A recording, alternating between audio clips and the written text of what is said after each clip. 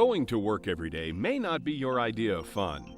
And while work may not be fun, it shouldn't be a place that you fear or dread.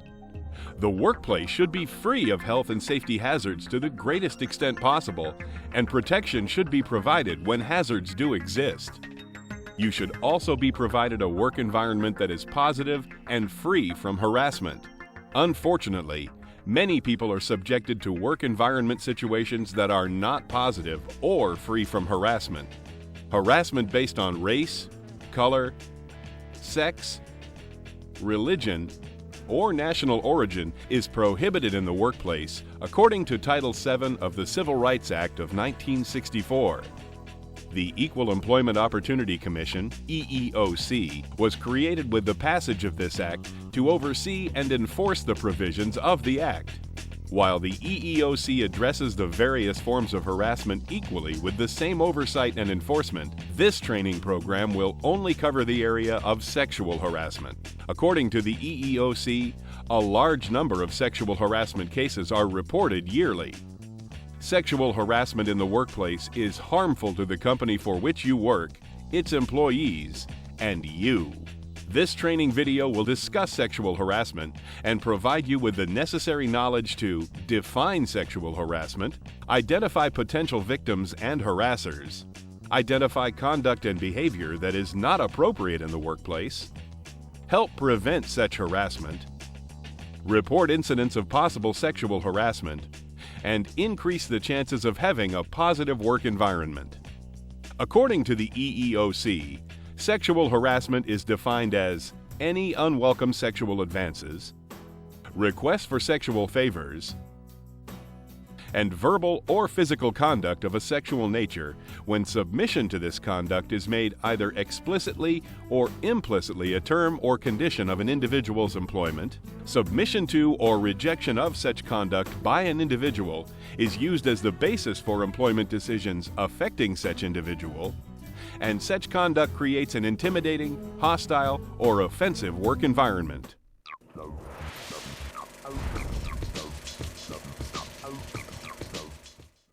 Two types of sexual harassment are generally recognized: quid pro quo and hostile work environment. Quid pro quo. This phrase basically means something for something. This type of sexual harassment is more easily identified and usually happens between a supervisor and employee. For instance, a manager or supervisor promises to give you a pay raise, promotion, transfer, etc. in exchange for some sexual favor. Or possibly you are passed over for promotion, not given a pay increase, transferred, etc. because you did not agree to the sexual favor. In both situations, sexual harassment has occurred. A supervisor is defined as anyone that directs the daily work activities of employees or is authorized to undertake or recommend employment actions: hiring, firing, promoting, demoting, and reassigning. Hostile work environment. This type of sexual harassment is more difficult to define, but the majority of sexual harassment cases fall under this category. Comments or conduct based on sex, sexually oriented material, or other offensive material is considered harassment when they unreasonably interfere with an employee's work and are unwelcome, severe, or pervasive. The comments or conduct are also considered harassment if they create a work environment that is intimidating, hostile, or offensive. Single or isolated incidents of sexual misconduct generally do not create an environment that is considered hostile. A hostile environment claim usually requires proof of a pattern of offensive conduct. The more severe the harassment, though, the less need to show a repetitive pattern. To be considered unwelcome, severe, or pervasive enough to constitute sexual harassment, the activity must also be serious enough that a reasonable person would find it offensive.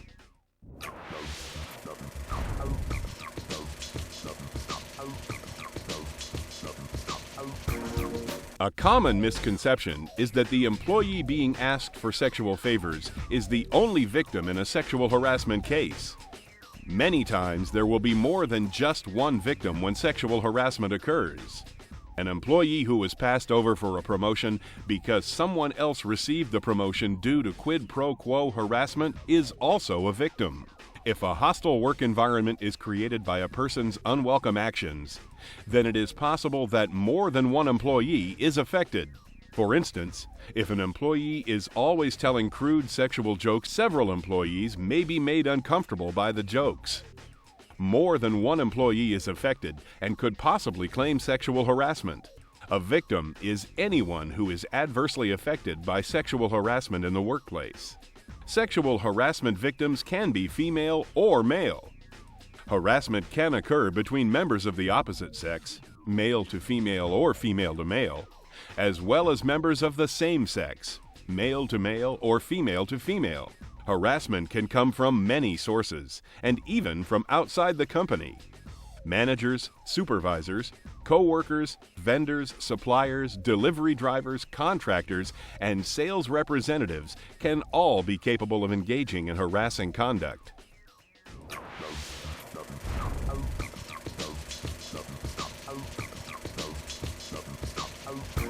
Our society is sexually oriented in many ways. You will find sexually suggestive material in many areas of life, including books and magazines, advertising, movies, internet, TV shows, and radio. Our ideas, thoughts, and actions are influenced by what we see and hear.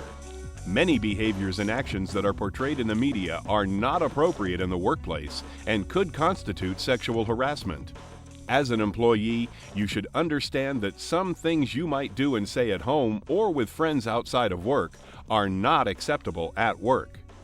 Many actions are considered or could be considered forms of sexual harassment in the workplace. Such actions include, but are not limited to, staring or leering in a suggestive manner, making offensive remarks about someone's looks, clothing, and/or body, touching, pinching, patting, and brushing against someone in a manner that creates an uncomfortable feeling, telling sexual or offensive jokes or making sexual gestures, displaying sexually related material such as posters or calendars, sending sexually related material via emails, letters, or notes. You are responsible for your actions at work. Things you say and do will affect those around you. You must keep in mind that the people with which you work with are usually not family members or friends with which you spend your time with outside of work.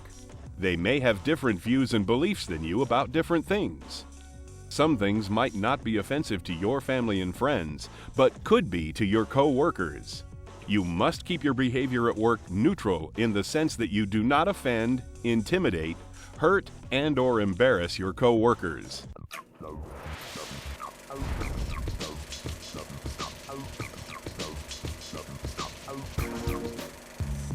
Along with keeping your conduct appropriate at work, you should also watch for inappropriate conduct by others in your workplace.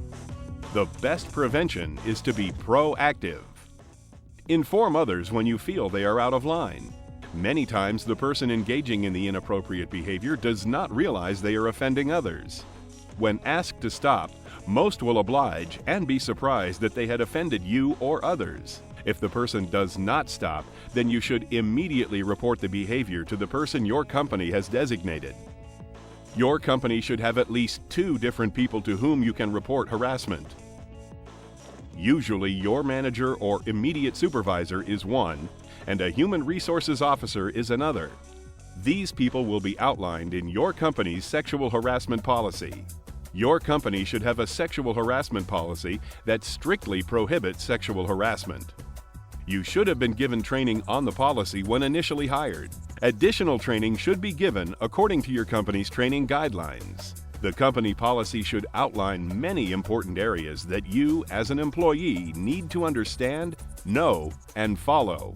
Some things that your company policy should cover include the company's definition of sexual harassment, company standards for dress code, workplace behavior, and allowable personal belongings, pictures, calendars, magazines, etc., names of appropriate personnel and departments to which employees can report possible sexual harassment, statements assuring confidentiality of complaints, statements assuring no retaliation will be allowed, grievance procedures, possible remedies, and corrective disciplinary procedures.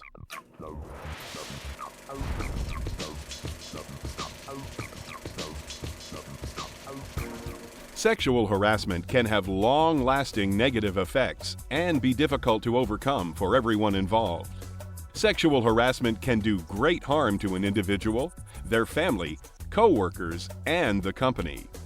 There is a great amount of guilt and shame that victims wrongly feel.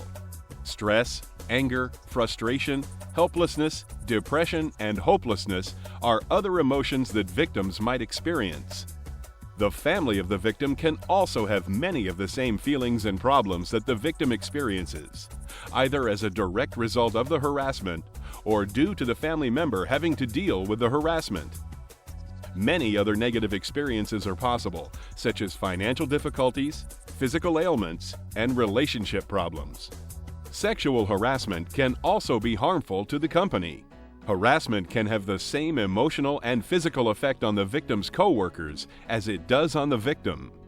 In addition, employee morale generally declines, productivity can suffer, the reputation of the company can be compromised, and financial burdens can be incurred due to lawsuits and settlements.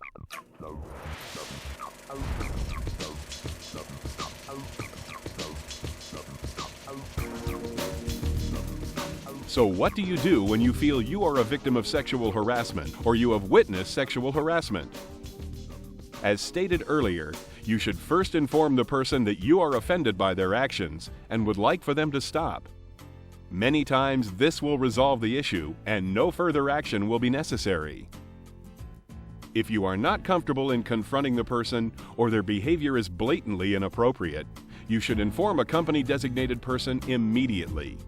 If you and the company representative believe the actions were not intended to be harassing in nature, the company representative will discuss the issue with the person and insist the behavior stop. Again, no additional actions may be needed if the perpetrator ceases the inappropriate behavior. If the actions are blatantly inappropriate, then the company representative will begin the task of investigating the incident immediately after being notified. To assist in the investigation, you should write down all information concerning the incident, including date and time of the incident, location where incident took place, persons involved including any possible witnesses, detailed description of what happened, and any other pertinent information that will help in the investigation. Your company's sexual harassment policy will outline the exact steps that will be taken during this time. Steps to stop the unwelcome action and secure your well-being, or that of the victim, should be the first priority of the process. A fact-finding investigation will then ensue. The time needed to conduct the investigation will depend upon the particular circumstances of the case. You can rest assured that any measures taken during the investigation should not affect you in a negative manner. And if sexual harassment is found to have occurred, the disciplinary actions taken against the harasser should not affect you in a negative manner. Measures will be taken to restore you, or the victim, to the position you would have held had the harassment not occurred. Such measures might include an apology from the harasser, reinstatement, promotion, wage increase, replacement of time taken off, and correction of any other effect caused by the incident. Your employer takes this issue very seriously and will take all steps necessary to not only create a safe and harassment-free workplace, but to correct any situation that occurs.